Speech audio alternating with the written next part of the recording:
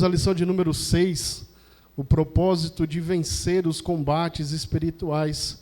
O versículo-chave, Daniel capítulo 10, o versículo 19, ele nos diz: E disse, não temas, homem muito desejado, paz seja contigo, anima-te sim, anima-te.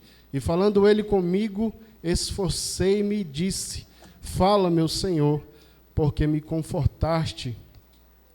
O tema, por si só, ele já dá a alusão à necessidade que temos de ter um propósito com Deus. Daniel, ele vence os propósitos que ele estabeleceu na sua vida de fidelidade a Deus, como aprendemos desde a lição de número 1, que Daniel assentou no seu coração. Algumas traduções diz que ele fez o propósito dentro do seu coração. Então ele colocou em mente ser fiel a Deus, e todas as vezes que decidimos empenhar o nosso coração em uma tarefa, Deus ele se agrada em dar vitória à sua igreja. Para começar, né, a nossa reflexão,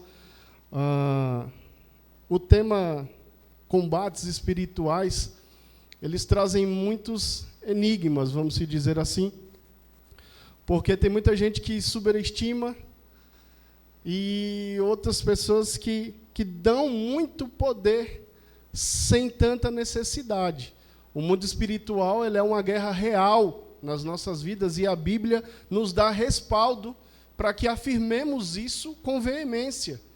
Mas nem tudo é obra espiritual. Uma panela cai dentro da sua casa, você vai falar, isso aqui é obra de Satanás, o meu carro dá problema, porque eu não dou manutenção, e eu vou colocar isso na conta de Satanás, e não funciona dessa maneira.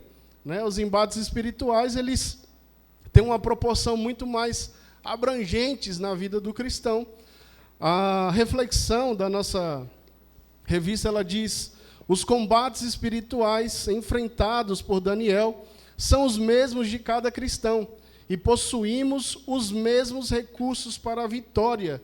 O mesmo Deus que ajudou a Daniel a enfrentar as batalhas espirituais que se levantaram através da sua vida, do tempo, é o mesmo Deus que me ajuda e te ajuda a enfrentar as suas batalhas diárias.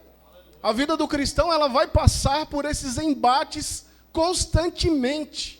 Enquanto habitarmos aqui nessa terra, vamos passar por tribulações, dificuldades e investidas de Satanás, independentemente do que vamos fazer. Há muitos relatos de pastores, obreiros, cantores, que durante a sua infância tiveram livramentos de morte, tiveram livramentos de situações que foram vistas às mãos de Deus, livrando os seus servos. Satanás, ele não é onisciente, ele não tem todo esse poder, Então ele trabalha através de uma rede de informações. Então quando ele percebe a presença de Deus muito forte através de uma pessoa, ou acontecendo algumas situações que levam a ele a presupor que aquela pessoa tem algo especial da parte de Deus, Satanás começa a investir. E muitas vezes a gente nem percebe.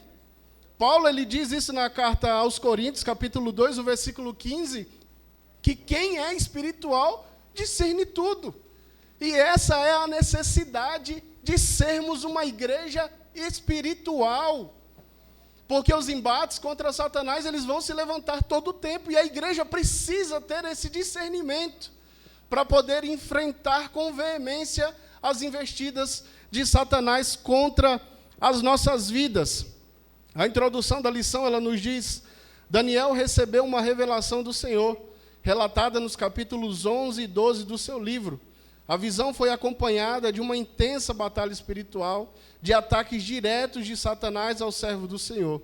Esse episódio pode ser classificado como o apóstolo Paulo descreve o dia mau, em Efésios capítulo 6, o versículo 13. Isto é, o ataque específico, pessoal, dirigido, personalizado e proposital. A ofensiva do inimigo não era algo na vida de Daniel. Acostumado a embates em sua trajetória cristã, porém, esse combate foi contra seres espirituais diabólicos.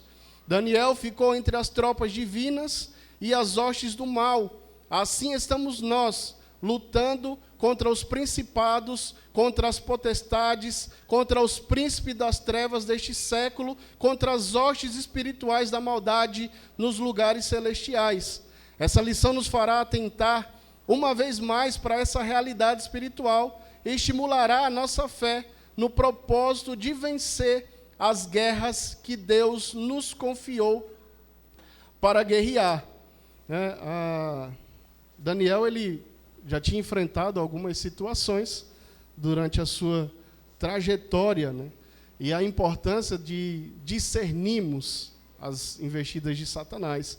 Satanás nem sempre ele vai fazer algo numa esfera espiritual. Muitas vezes ele vai usar pessoas que estão ao nosso redor. Né? E quando Paulo diz que a nossa guerra, ela não é contra carne e sangue, é porque eu preciso discernir essas situações. Vai ter embates que as pessoas elas estão sendo usadas sem perceberem que estão sendo usadas. Então, pelo simples fato de estarem numa brecha, eles foram usados por Satanás, muitas vezes sem perceber. Judas, quando foi possesso ali para trair Jesus na grande ceia, ele não estava babando, ele não estava rodando, ele não estava caído no chão, ele não estava gritando, ele não estava levantando bancos. Tenho certeza que a maioria dos apóstolos que estavam ali acharam ele com tratamento normal. Mas Jesus, vendo aquilo, fala para ele, pode ir agora, porque já está dentro do seu coração você me trair. Então, a nossa guerra, ela não é pessoal contra o mundo, mas sim espiritual. E a igreja precisa perceber isso nas nossas vidas, porque muitas vezes a gente olha, tem um vizinho problemático ali nas nossas cidades, e eu começo a me perturbar com o vizinho. E aquilo muitas vezes não é a atitude dele. É Satanás usando ele para perturbar a sua paz. E é onde o crente precisa estar firmado com as armas corretas, para que você possa discernir essas situações e poder vencê-las. Porque Deus, ele continua dando vitória a crente ainda hoje. Deus, ele continua se levantando a favor da sua igreja. Embora nos sentimos pequenos, embora nos sentimos incapazes, mas Deus, ele continua o mesmo. Agora ele quer relacionamento. Ele quer intimidade, ele quer vida com Deus. Daniel, quando tem essa revelação, Daniel, ele estava jejuando já há 21 dias. Daniel já estava passando por um processo pessoal para se fortalecer espiritualmente. E a arma do cristão, ela sempre vai ser jejum e oração. Pode passar a quantidade de tempo que passar, o cristão sempre vai se fortalecer através do jejum e da oração. São armas fiéis, estão disponíveis. A igreja precisa se atentar para essas situações, elas continuam disponíveis. Estão ao nosso toque. E somos privilegiados por conta disso. Agora precisamos buscar essas armas espirituais. Daniel tinha relacionamento com Deus continuamente. E o mundo dava testemunho disso. Quando ele vai ser jogado na cova dos leões, o rei fala para ele, olha, que o Deus que você continuamente serve, que ele possa te livrar. Então não era algo que a sociedade estava vendo Daniel, ora servo, ora não, ora em comunhão, ora não. Daniel era em constante relacionamento com Deus. Daniel tinha intimidade, e isso é necessário para que vençamos esses combates espirituais. O primeiro tópico, ele diz a realidade do conflito espiritual. A revelação do anjo do Senhor a Daniel esclareceu o motivo do impedimento de suas respostas. Um ser maligno se interpôs entre ele e o profeta. A batalha espiritual não é uma quimera, uma teoria, uma matéria teológica ou uma narrativa religiosa. Ela é real e está acontecendo agora. Vejamos algumas características da guerra espiritual enfrentada pelo crente. A primeira é uma guerra constante. O comentarista cita Daniel, capítulo 10, versículo 1, que diz: a palavra é verdadeira e trata de uma guerra prolongada. Em outras versões da Bíblia encontramos expressões similares: grande conflito, grande guerra, tempos de guerra e grandes lutas. Todas apontam que a guerra contra os reinos das trevas é grande, prolongada e verídica. Então, como a gente vinha falando no início, a vida do cristão sempre vai ter esses embates. Mas, irmão Geilson, mas isso nunca vai ter fim? Vai ter fim. Ou quando Jesus voltar, ou quando você subir. Porque não tem outra forma de Satanás deixar a gente em paz. Agora, preciso estar estabelecido para mim poder guerrear e ter vitória sobre essas situações. A guerra espiritual, ela vai muito mais além do que a gente imagina. E todas as vezes que nos aprofundamos nesse conhecimento, percebemos quão falhos somos. Porque Satanás, ele não precisa de uma porta aberta. Se tiver uma brecha, ele já é capaz de fazer um estardalhaço nas nossas vidas. Então, quando Cristo ele deixa essa lição para mim, para você, que a batalha é constante, é porque eu e você precisamos estar pronto constantemente. A vida do cristão, ela é uma guerra, e quando você está na guerra, você não dá tempo de você pestanejar. Se você abaixar a sua arma, vem um tiro, acabou. Perdeu. Morreu. E muitas vezes a queda, sim, é fatal. Precisamos estar atentos, porque essa guerra, ela vai ser constante nas nossas vidas.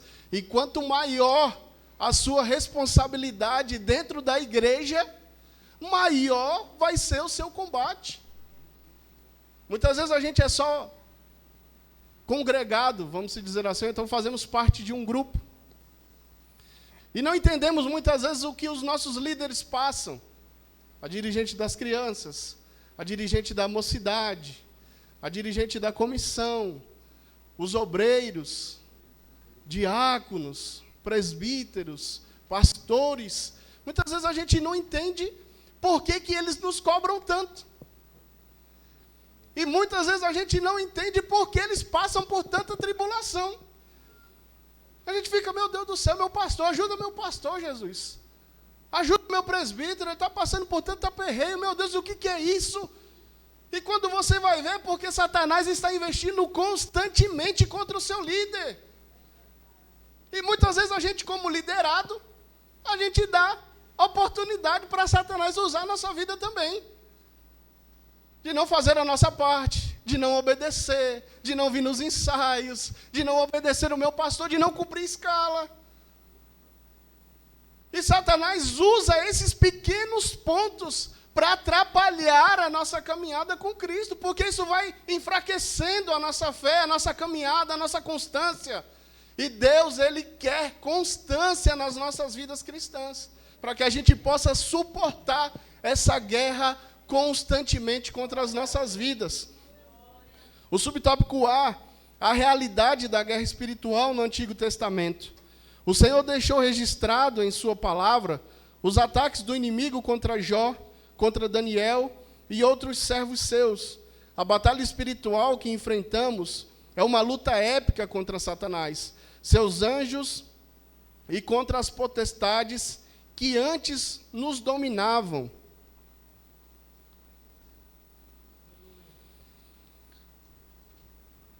Deus ele deixa no Antigo Testamento registrado, né, para a gente não ter aquela dúvida de que isso sempre existiu na vida do crente. Satanás estava rodeando a terra até que percebeu Jó. E ele começou a inflamar a situação. Não, ele é fiel porque as coisas fluem na vida dele. Ele é fiel porque você o abençoa, ele. E Jó não tinha falha. Então eu preciso tirar esse paradigma, né, de que quem está passando por dificuldade é porque está em pecado ou então está fazendo coisa errada. Porque não é necessário que isso aconteça para que você passe por uma guerra espiritual terrível. Jó foi da água para o vinho em instantes. Você está estabelecido, fortemente abraçado, daqui a pouco você está só você e sua esposa, perdeu seus filhos, seus bens, seus amigos, e está numa situação de pós-cinza. Se Jó não tem intimidade com Deus, se Jó não tem constância com Deus, se Jó não entendesse que as coisas que tinham ao seu redor eram concedidos por aquele que cuida da vida dele, o que teria sido da vida de Jó naquele momento? Hoje vemos irmãos saindo da igreja por tão pouco. Hoje vemos cristãos abandonando a sua caminhada com Cristo por tão pouco. Eu não gostei da farda da comissão. Irmã Gracilda escolheu uma cor estranha. Isso é porque ela sabia que eu não ia gostar dessa cor. Aí sai da igreja. Jesus está dizendo o tempo todo, olha, a guerra é constante. Sejam firmes. Caminhe para o alvo, que é o céu. E eu vou me deixando levar por essas coisas aqui da terra. Eu vou me deixando empencilhar por coisas pequenas. Não vou discernindo. Eu passo a não ser espiritual. Eu passo a ser um crente carnal, caminhando com as coisas aqui da terra. E Jesus, ele nos adverte, olha, sedes espirituais para que vocês discernam. Jesus quer continuar ajudando a sua igreja a vencer o céu, a salvação, é algo de maior valor na vida do crente. E Jesus, ele está nos dando as armas para que eu e você vençamos na nossa caminhada com Cristo. Nos alegremos em fazer a obra. Nos alegremos em servir a Jesus. Porque Ele é merecedor de tudo isso.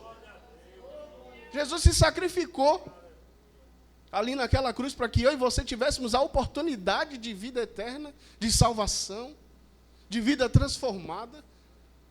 Aí Ele diz para mim, olha, você vai ser salvo, mas não vai ser fácil a caminhada. Agora eu vou te dar todas as ferramentas necessárias para que você vença, para que você persevere, para que você suba e conheça o reino celestial. Amém? O subtópico B, a batalha espiritual revelada por Jesus. Nas páginas do Novo Testamento, os santos homens de Deus nos alertam sobre essa realidade. O próprio Senhor Jesus revelou aos seus discípulos o conflito que enfrentavam. O primeiro disse-lhes, eu via Satanás como um raio cair do céu. Lucas capítulo 10, o versículo 18. Jesus ensina que lutamos contra Satanás quando realizamos a sua obra. Estar ao lado do Senhor é estar lutando contra o reino das trevas. O segundo disse também o Senhor, Simão, Simão, eis que Satanás vos pediu para vos cirandar como trigo, o ataque às nossas debilidades. Satanás, ele é hostil, ele é inteligente. Eu não posso também tirar todo o crédito das suas artimanhas. Satanás, ele ele sabe lidar com as situações e ele tem calma para agir no momento certo.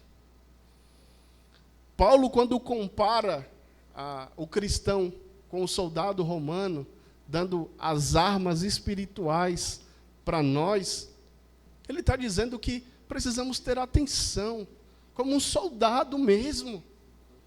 Uma pessoa que está atenta em todos os tempos, que não damos brechas para que ele possa agir através das nossas vidas. Satanás se eu não me engano foi Charles Spurgeon que disse que Satanás, ele sempre tem um barco pronto para nos levar para longe de Jesus. E ele ainda diz para você assim, olha, pode sentar no barco, que eu remo para você.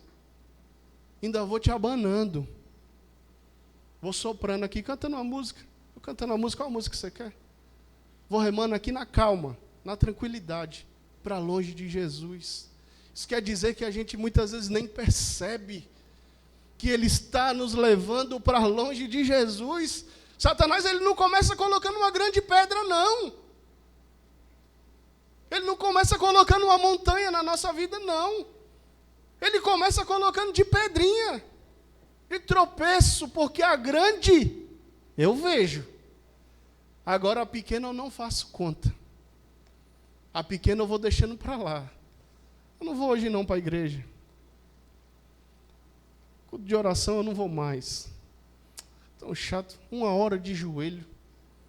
Eu quero orar 1 hora em casa. Igual eu ouvi um irmão falar para mim que ele não vinha nisso daí porque quem tem fome come em casa. As interpretações de internet, né? Você vai vendo qualquer coisa e você vai absorvendo e vai achando que vai dando certo. Jesus, ele quer constância da sua igreja porque ele sabe que Satanás é astuto e ele é insistente. Não acha que ele vai tentar contra a sua vida e contra a minha vida uma vez só e vai ficar satisfeito, não.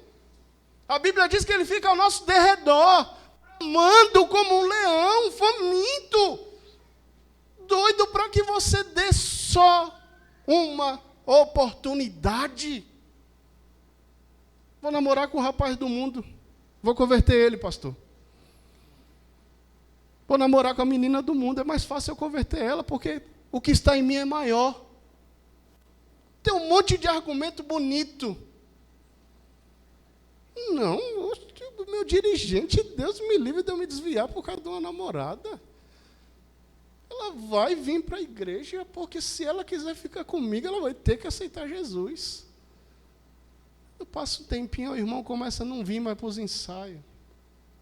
Começa a não vir mais para a oração com a mocidade. Começa a não participar mais dos cultos, já começa a sentar afastado da mocidade. Quando viu, está fora. Satanás, ele é eficaz. Ele sabe como fazer as artimanhas. Não acha que ele é inocente, não. Não vai achando que você vai dar brecha e ele não vai aproveitar. Aí eu consegui colocar na vida dela um jovenzinho bonito, elegante, charmoso. E ela está achando que vai converter ele. Mas é eu que vou converter ela. E Satanás está assim, tentando tragar as nossas vidas. Ele se aproveita das nossas debilidades para nos dar aqueles golpes da onde a gente menos espera. A gente está tão confortável na nossa situação que a gente começa a não perceber isso. Quando viu, foi um golpe fatal. Eu saí da mocidade porque meu dirigente disse que eu era feia. Eu saí da mocidade porque os hinos que cantava eu não gostava. Eu gostava daqueles hinos antigos. E os irmãos agora só é o workshop. Satanás, ele é eficaz nas suas soluções para tirar o crente da igreja. A igreja precisa estar revestida no relacionamento constante com Deus, na sua vida de intimidade em dias. A nossa vida com Deus, ela precisa estar em dias. Quando vemos 1 Samuel, capítulo 13, se eu não me engano, versículo 12. Saul sai com o povo para a guerra. Mas a Bíblia diz que só se acharam espadas com Saul e com Jonatas. Ninguém do exército tinha espada. Irmão Geilson, um exército, saiu todo mundo sem espada. Foi. Satanás tinha tirado aqueles que faziam as espadas. O povo nem percebeu que tinha sido tirado quem fazia as suas ferramentas principais para o combate. Satanás vai tirando o nosso desejo de orar.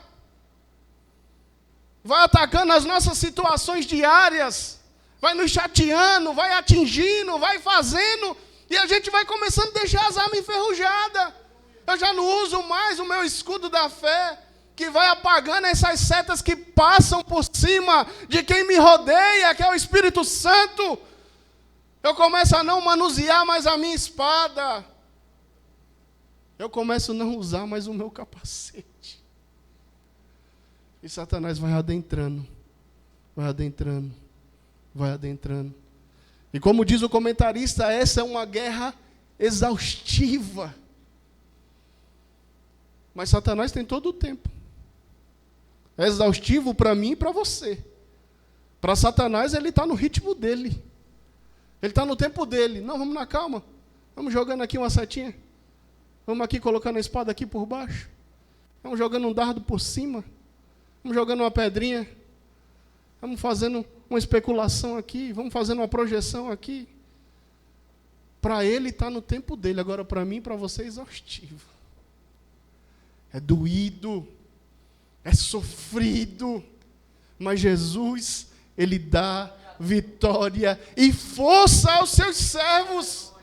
Assente no seu coração ter esse relacionamento com Deus, porque Deus, ele honra, ele ajuda, ele cuida, ele restaura, ele dá vigor, ele conforta. Jesus é quem cuida da sua igreja, ele continua cuidando do seu povo. Ele continua o centro das nossas vidas. O segundo tópico, assistência divina nas guerras espirituais. Neste tópico, vamos analisar como Deus nos socorre nos combates travados com o reino das trevas. Como poderíamos vencer se não fosse o socorro divino? A oração de Josafá é a nossa oração nos conflitos espirituais. O comentarista cita 2 Crônicas, capítulo 20, versículo 12.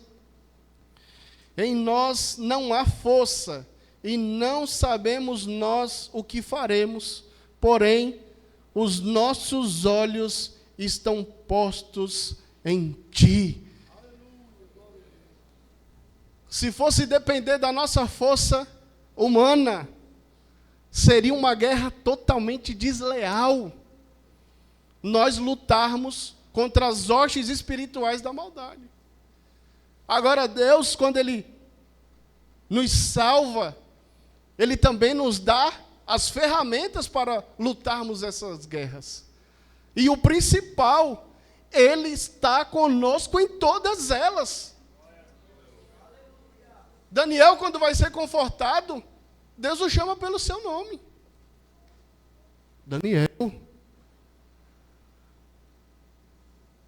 Moisés, quando viu a sarça ardendo em fogo, Deus disse: eu também vi a aflição do meu povo.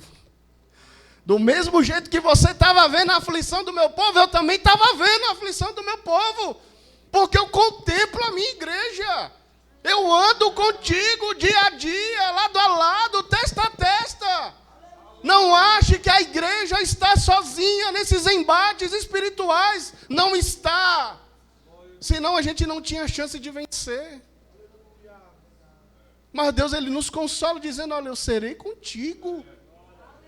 Eu estarei contigo. Força! Anima-te! Caminha. Eu vou estar com você nessa guerra. Você não vai lutar sozinho. Essa batalha não é só sua. Persevera, insiste, ora, jejua. Eu estou te dando as armas para você caminhar.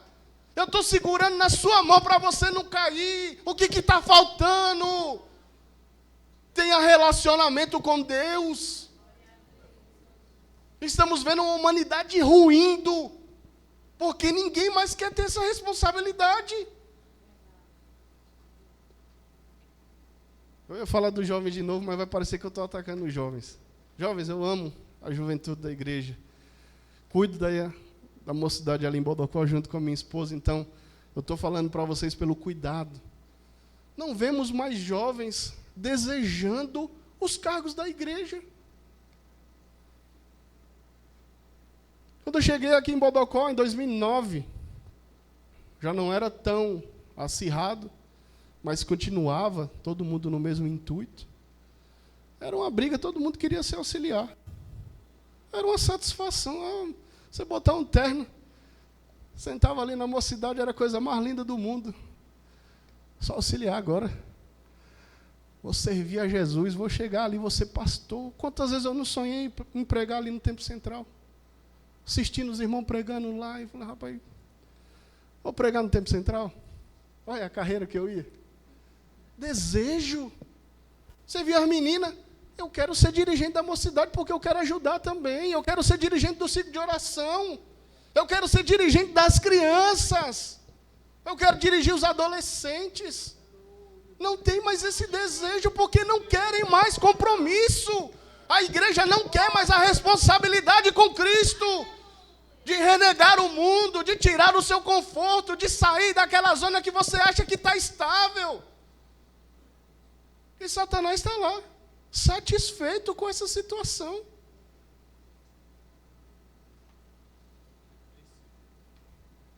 Não tenho mais preocupação. Aqueles jovens que já tinham vencido o maligno. Aqueles jovens que se reuniam para fazer vigília. E sempre cita-se jovens, porque a responsabilidade de vocês é menor, vocês não têm filhos, não têm marido, não têm esposa. Sei que vocês trabalham, mas a responsabilidade mesmo assim é menor. Qual que vai ser o futuro da igreja? Precisamos desejar esse compromisso. Daniel começou esse compromisso, não foi com 70 anos não, 80 anos não. Ele começou jovem, cativo, lembrando do que seus pais tinham ensinado na sua mocidade. Daniel saiu cativo.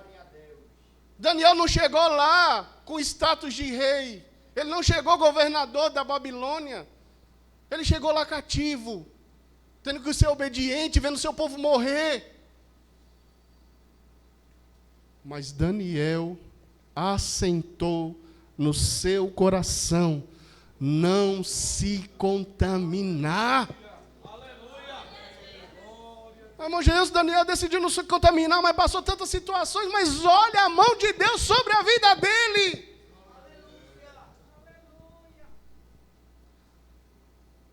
A gente pega Sadraque, Mesaque e Abidnego, jogados na fornalha. A Bíblia diz que os que jogaram eles dentro da fornalha morreram queimados. Para dar a proporção do fogo. Eles caem lá dentro, as cordas se rompem e eles caminham pelo meio do fogo. Daniel foi ser jogado na cova dos leões. Foi jogado, colocou, passou a noite. No outro dia de manhã, Daniel estava intacto. Aí a diferença de quem não serve a Deus.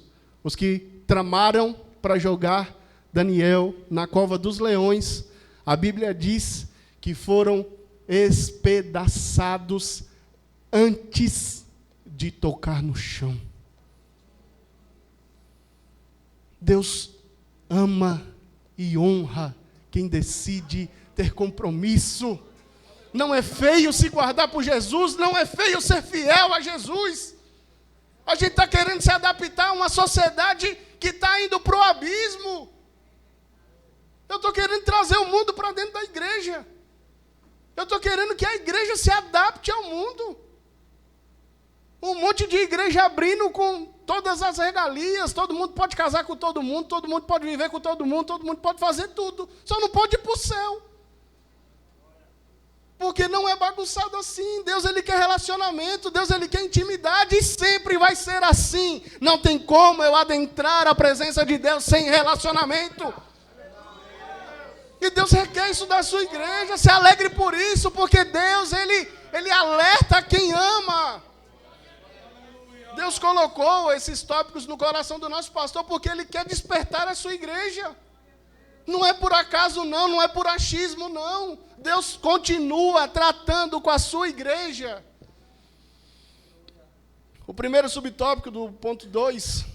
Deus conhece aquele que está lutando. E me disse, Daniel, homem muito desejado, eis que te sou enviado. Deus o chamou pelo nome, mostrando que Ele conhece os seus soldados e as suas guerras particulares. Ele viu Gideão lutando no lagar, socorreu Elias no Carmelo, visitou Samuel em Siló e conhece a cada um de nós. Escute-o pela fé, chamando o seu nome no meio dessa guerra e dizendo, não temas, homem muito desejado, Pai seja contigo, anima-te, sim, anima-te. Deus, Ele me conhece e te conhece. Ele conhece o seu íntimo, Ele esquadrinha o meu e o seu coração. Não há nada que esteja oculto diante da face de Deus. Deus, Ele te conhece por completo ao avesso. Ele sabe do começo ao fim quantos fios de cabelo tem na nossa cabeça. Ele sabe a guerra que você está passando. Irmão Gilson, mas está difícil a guerra aqui. Mas Ele sabe, Ele entende, Ele te ajuda, persevera, anima-te, igreja. Anima-te, vai mais para frente, segue adiante. 21 dias jejuando. Hoje, quando a gente vai fazer uma consagração na igreja, que você fala assim, vamos chegar às 6 horas na igreja, vamos ficar até 8, aí a gente faz um café com todo mundo, de 6 a 8 sem comer, acordar 6 horas, 2 horas de jejum.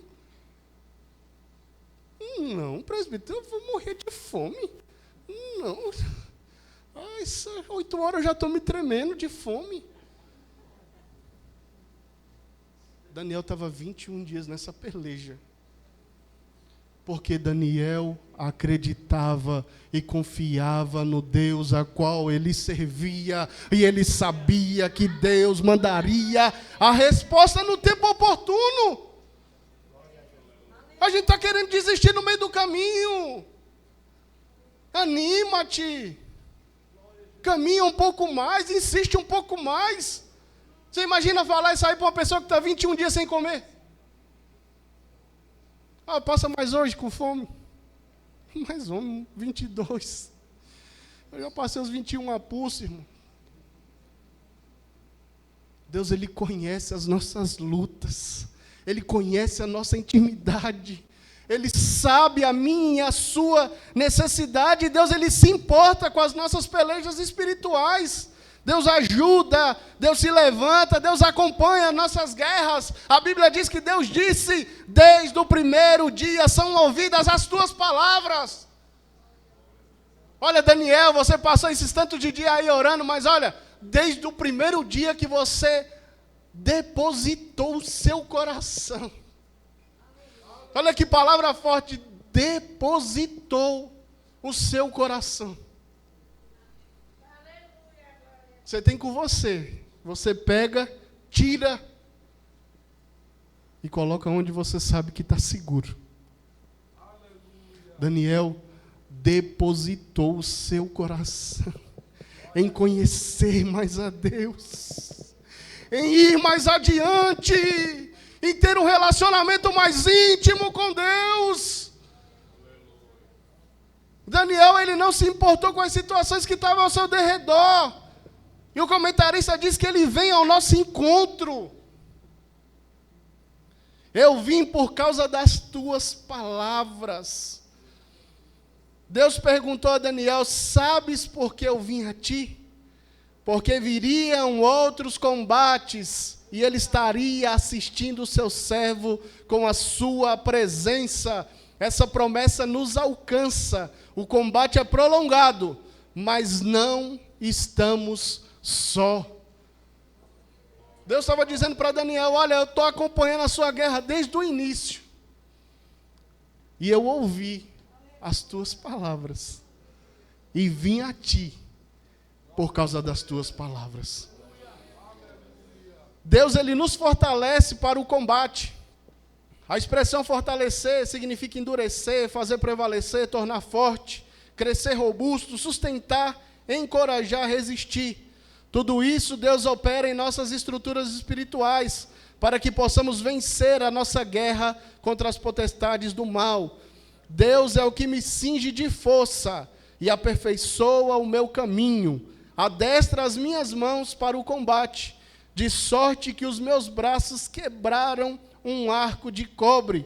Também me deste o escudo da tua salvação, a tua mão direita me susteve. Salmos de número 18, do verso 32 ao 35.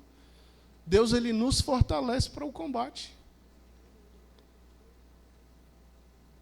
Deus, ele te resgata, te salva, escreve o teu nome no livro da vida e diz para você: olha, você vai passar por situações, agora eu vou te dar as estratégias, as armas, e vou segurar com a tua mão com a minha. Não é você que vai segurar na minha mão, não. Eu vou segurar com a minha mão. O salmista diz que Deus, ele cingiu ele tanto de força, que ele quebrou um arco de bronze. Um arco tem uma resistência muito forte, né? Para você segurar com aquela corda. Imagina você quebrar a resistência que Deus dá para mim e para você, quando depositamos o nosso coração em quem pode fazer pelas nossas vidas. O terceiro tópico: as armas do combate contra as trevas.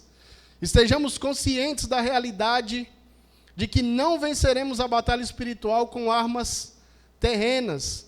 Daniel enfrentou com armas divinas. O comentarista cita 1 Coríntios capítulo 10, o versículo 4, porque as armas da nossa milícia não são carnais, mas sim poderosas em Deus para a destruição das fortalezas. Né? As armas do crente não são da terra. As armas carnais são os recursos humanos, né? Inteligência, o conhecimento, e essas ferramentas não possuem poder para vencer as forças do mal. Geralmente são aliadas do diabo na oposição ao reino de Cristo. As armas que a gente acha de poder de fogo, né, de força aqui da terra, todas elas são de poderio de Satanás, não vai poder nos ajudar em nada, nas guerras espirituais. Agora Deus, ele nos cinge de força e nos arma com as suas armaduras. Quando Paulo, ele cita aqui as armas da nossa batalha espiritual, a armadura de Deus, que fica em Efésios capítulo 6, do versículo 10 ao versículo 18. Quando eu me visto como um soldado, eu estou padronizado. Eu estou no mesmo nível de todos os outros soldados que me rodeiam. Faço parte de um exército. E eu estou pronto para qualquer combate. E Deus, ele deixa essas armas nos falando e nos advertindo. Olha, as armas carnais não vão te ajudar em nada. Você pode ter um recurso financeiro inesgotável, como o presbítero Murilo aqui, né, rico, derramando dinheiro, mas não vai valer de nada na guerra espiritual. Todo o nosso recurso financeiro aqui, humanitário, nas nossas guerras espirituais, não vale de nada. Porque quando Satanás chega, para nos atacar. Só Jesus para nos cingir de força. Mas Satanás, eu sou rico, eu sou tão bonito, eu canto tão bem, meus olhos são azuis, olha meu cabelo. Satanás vai falar assim, mas e as armas espirituais? Está em dia? A vida com Cristo está em dia? A caminhada com Deus, o relacionamento com Deus está em dia? Que possamos estar em dias com a nossa vida espiritual perante esses combates, que certamente passaremos. O subtópico A, ele diz a armadura de Deus, uma vestimenta espiritual para o crente, é uma figura da indumentária do soldado romano e uma analogia do sistema de defesa espiritual do cristão na sua luta contra as trevas. O primeiro é o cinto da verdade. O comentarista ele nos diz que juntava as pontas soltas, representa o compromisso de lutar com honestidade e lealdade. Ele cita 2 Timóteo, capítulo 2, o versículo 5, que diz: e se alguém também milita, não é coroado se não militar legitimamente. As coisas pequenas, como eu falei no início.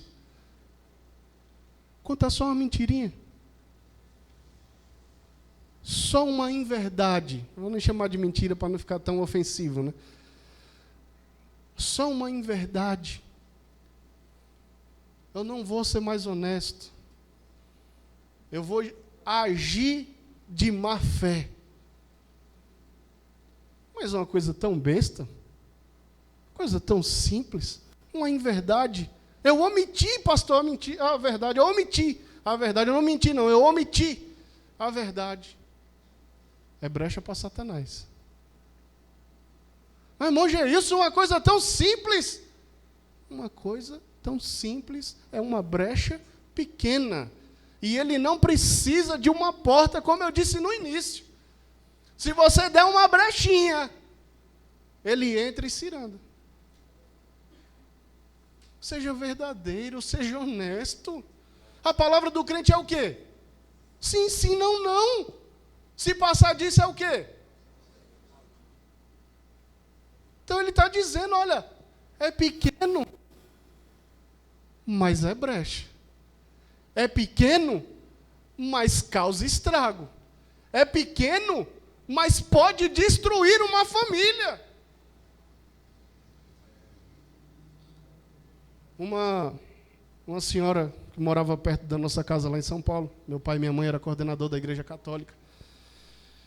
E essa mulher decidiu ir lá em casa dizer para minha mãe que meu pai estava tendo um caso com uma mulher lá da igreja. Meu pai era coordenador da igreja, já tinha uns 16 anos que eles eram coordenadores da igreja. E meu pai chegou do serviço, minha mãe nos cascos, como diz a história. Estava uma onça enjaulada. Ele chegou e o que foi? Não, Rosa veio aqui, disse que você estava tendo um caso com a Valéria e eu quero saber como é isso aí. Ele falou, não, isso é mentira. Isso é mentira. Vamos lá na casa da Rosa. Chegou lá na casa da Rosa, a Rosa disse, não, é porque eu estava com tanto ciúme dela com o meu marido, que como vocês eram coordenador, eu falei que era com Dé para ela poder sair da igreja. Uma mentirinha. Uma besteira. Não, eu só acho que está tendo alguma coisa. Maldei. Uma mentirinha, ela pode destruir uma família inteira. Satanás, ele só quer uma brechinha. O segundo, a couraça, uma superfície que protegia os órgãos vitais, principalmente o coração e o coração é a retidão que agrada a Deus e garante a sua proteção. O comentarista ele cita Daniel capítulo 6, o versículo 22. O meu Deus enviou o seu anjo e fechou a boca dos leões para que não me fizessem dano, porque foi achada em mim inocência diante dele e também contra ti, ó rei, não tenho cometido delito algum. Ele também cita Atos capítulo 27, o versículo 21 e 25, que relata de Paulo naquele naufrágio, todo mundo achando que ia morrer, ele diz, olha, não vai morrer ninguém, porque o Deus que eu sirvo, ele disse que nós vamos chegar lá. Deus, ele zela tanto pelo nosso compromisso com Ele, que até pelo fato de você estar inocente na situação, Ele intervém para te dar a vitória. Daniel foi jogado naquela cova dos leões sem erro, sem mancha nenhuma. Ele estava totalmente inocente naquela situação. E Deus, ele guardou ele. Por isso que é aquela questão de que alguns pregadores, eles afirmam que quando eu me defendo, eu não preciso mais que Deus haja por mim. Então, todas as vezes que você pensar em revidar, você lembra que você está se autodefendendo. Então, Deus não precisa mais se levantar para fazer nada em seu favor. Entregue as suas lutas ao Senhor, porque Ele é capaz de te livrar. Eu sou crente, eu descanso no Senhor, e eu vou me defender. O povo está me atacando e eu revidando?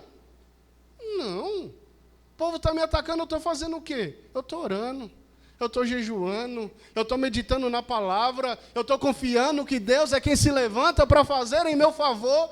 Daniel, quando soube do decreto que sairia para que quem adorasse outro Deus que não fosse o rei, Daniel foi fazer o quê? Ele foi orar, porque ele fazia isso de vez em quando? Não, a Bíblia diz, ele foi fazer como costumava fazer. Daniel tinha constância, Daniel tinha relacionamento. Tudo que afligiu o coração de Daniel, Daniel ia para onde? Para os pés de quem poderia fazer por ele. Daniel não tinha esse negócio de que, eu vou ver aqui com a minha força que eu vou fazer, vou usar minha influência aqui. Não, vai matar porque está orando, eu vou orar. E a Bíblia diz que ele orava e dava graças, com as janelas abertas para a banda de Jerusalém. Daniel não se importava com quem ia ver ele adorando. Daniel não se importava com quem ia ver ele orando. Aí eu estou me importando de vir para a igreja, preocupado com o que os meninos da escola vão dizer de mim, com o que meus colegas de trabalho vão dizer de mim. Olha lá, um crente besta é tu, rapaz, que vai para o inferno. Que possamos ter esse relacionamento e essa confiança em Deus. Aí eu sirvo o Senhor, e na hora de você confiar, você não quer confiar. A igreja você tem que confiar, mas na hora que você vai precisar confiar, você não quer. Relacionamento é intimidade. É desfrutar de algo que ninguém mais tem, homem. É você participar de algo íntimo ali, é comunhão. É verdadeiro. E Deus, Ele quer isso da sua igreja o tempo todo. O terceiro, pés calçados, eram botas com cravos que prendiam o soldado no solo durante os combates. É a crença no Evangelho e nas revelações de Deus que nos mantém de pé. Você crê? Uma pergunta que o comentarista faz, né? Os pés calçados no Evangelho, né? Na preparação do Evangelho da paz. Deus, Ele sempre ajuda os seus soldados que estão dispostos a caminhar na preparação do Evangelho da paz. Você está com o cinto da verdade, você está com a couraça da justiça, aí você calça os seus pés no Evangelho, na preparação do Evangelho. Aí Deus te leva adiante. Deus te bota para prosseguir. Você começa a superar situações que você achava que nunca ia superar. Você começa a pressupor que vai mais adiante. Você começa a ver que é a mão de Deus em todo o tempo sobre a sua vida.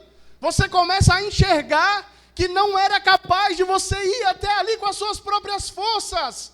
Que é Deus que está guiando os seus passos, que está colocando você para ir adiante, que está te prosperando, que está segurando na sua mão, que está fazendo você vencer os combates dessa vida.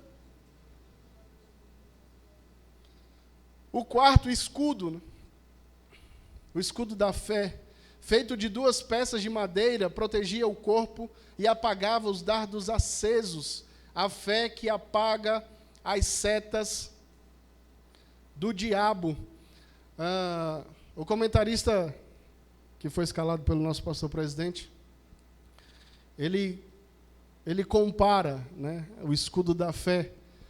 Por que usar o escudo da fé? Porque Satanás, a Bíblia diz que ele está ao nosso derredor. E Deus está ao nosso redor. Então as setas que ele lança por cima, você consegue se proteger delas e apagá-las com seu escudo da fé, acreditando que Deus ele é capaz de fazer isso por mim e por você. Que Deus é quem luta as nossas batalhas, que Deus é quem ajuda na caminhada, que Deus é quem faz e quem dá vitória aos seus servos mediante a guerra. Que possamos estar munidos dessas ferramentas indispensáveis para o bom andamento da vida cristã.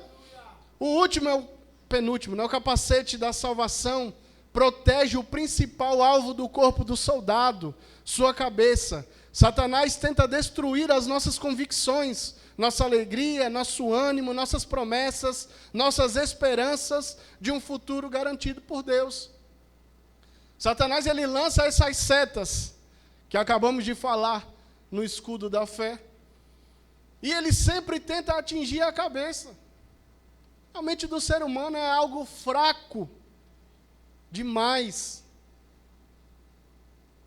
A gente percebe que a gente é tão fraco que se você passar 30 dias com uma pessoa que veio do sul para cá, em 30 dias você está falando porta, portão, porteira, portinha, tortinha. Pela influência. Eu já falo porta, portão, porteira, portinha. Ainda tem alguns chiados ainda que eu não consigo deixar. Então a nossa mente, ela é fundamental que esteja saudável. E Satanás ele tenta tirar a nossa alegria, as nossas convicções, o nosso ânimo. A gente começa a dar ouvido a esses pregadores de YouTube. Sem contexto, presbítero. Que eles começam a falar, mas e se não for pecado? Mas e se não for errado? Aí a nossa natureza carnal começa a se alegrar com aquilo que ele está dizendo. Rapaz, realmente se não for isso mesmo. Se a interpretação da minha igreja estiver equivocada. Que aí você começa a não falar que é a interpretação da palavra. Você começa a arrumar os pretextos. Porque a nossa mente, ela está induzida ao pecado. Então, quando ela acha algo que pode amenizar a minha sensação de culpa, ela se apega a isso.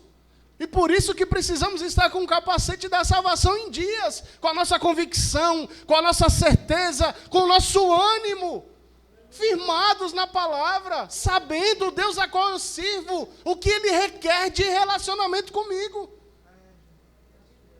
Começa a dúvida. Não, mas se não for? Mas e se for? Mas se não for? Mas se der certo assim? Fulano está assim, está prosperando. O inferno está cheio de gente prosperando assim. Que a gente possa ter em dias o nosso capacete. E como que eu coloco em dias o meu capacete? Tendo um relacionamento com Deus íntimo. Íntimo com Deus. Daniel disse que a batalha estava de um jeito que ele estava sem suportar. Mas Daniel tinha um relacionamento com Deus que fazia a sua convicção prosperar. Ele acreditava que valia a pena continuar. Ele acreditava que valia a pena ter ânimo, de perseverar, de ser fiel. Daniel, ele tinha todos os motivos para ter as desculpas que a gente quer colocar no nosso dia a dia. Ah, Deus, mas eu estou cativo aqui. Sou escravo, Deus, o Senhor sabe que não é da minha vontade. Eu aprendi que era errado isso aí na minha juventude. Mas o Senhor sabe que eu sou cativo. Eu não falo por mim, não respondo por mim, eu não tenho vontade própria, eu sou escravo. Mas Daniel assentou no seu coração não se contaminar. Sadraque, Mesaque e Abidnego, eles não se importaram com a morte. Quando Nabucodonosor pergunta para eles, olha, eu vou te jogar aqui, e quem é o Deus que pode livrar vocês das minhas mãos? Olha, rei, a gente nem precisa responder isso aí para você. O Deus a qual servimos, na tradução de King James diz, é capaz de me livrar das tuas mãos. Mas se não, olha a convicção daqueles jovens. Olha, se me livrar, ele continua sendo Deus. Mas se ele não me livrar, ele continua sendo Deus do mesmo jeito na minha vida. Se ele me livrar, ele é Deus. Se ele não me livrar, ele é Deus. Se ele fizer, ele é Deus. Se ele não fizer, ele continua sendo Deus na minha vida. Isso é convicção. E o capacete da salvação, ele nos dá essa convicção para caminharmos rumo ao céu. E por fim, a espada, né? A palavra precisa ser pregada, aceita, amada e usada. Temos deixado as nossas Bíblias de lado. Antigamente, os pastores mais antigos, o pastor Raimundo deve lembrar dessa época, que quando tinha as santas ceias, né, naquele período que ficava sem cantar nenhum hino enquanto ia servindo, a igreja costumava levantar e recitar versículos da Bíblia. Levantava um jovem, falava um versículo, levantava uma senhora, falava um versículo, levantava um irmão, falava um versículo. Hoje você fala para um irmão, olha, vamos procurar Esther. Está todo mundo olhando no índice. Se você precisar dessa espada, você vai fazer o que com essa espada? Se você precisar dela na necessidade, você vai fazer o que com a espada? A espada é arma de ataque e de defesa. Satanás está lá proferindo um monte de coisa, você tome a palavra. Tome a palavra, usando a espada, atacando e se defendendo. Jesus, quando estava sendo tentado lá no deserto, ele atacava e se defendia com a palavra. A palavra, ela é para ser pregada, aceita, amada, na expressão totalitária de amor.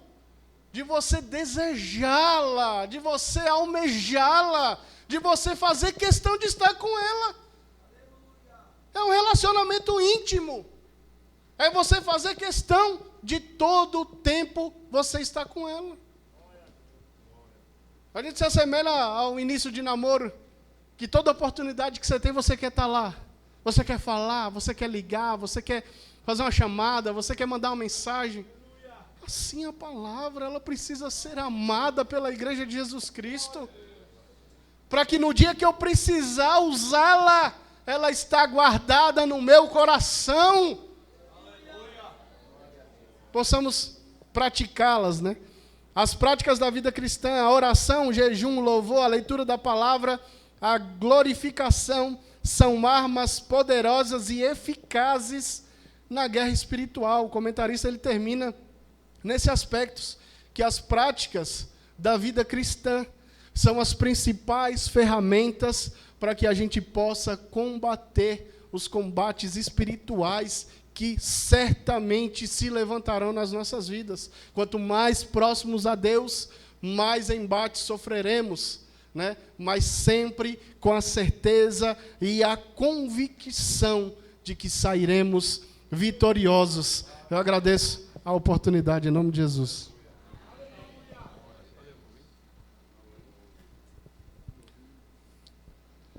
Amém. O pastor